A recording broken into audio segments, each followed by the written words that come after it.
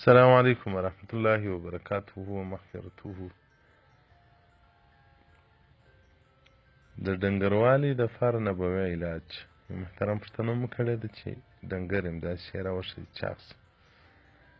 شاه صدیقه رضی الله وایي وایي کوم وخت چې زه ودېدلم مور مې نه غوښتل چې زه په دغه ډنګر صورت کې رسول الله صلی الله علیه وسلم ته ورسم. نو وایي مور مې بادرنګ او خرماوې راکولې هغه مې خوړل. نو وایي ډېره ښه چاغه شولم. او دغه رنګه رسول الله صلی الله علیه وسلم وایي بادرنګ او خرما خوړلي دي.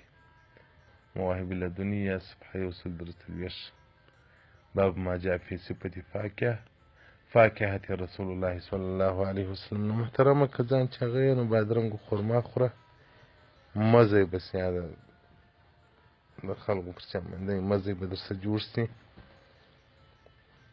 اول خو چاغوالی د انسان دپاره هلاکت دی. ځانونه ځینې وساتئ. والسلام علیکم ورحمة الله وبرکاته.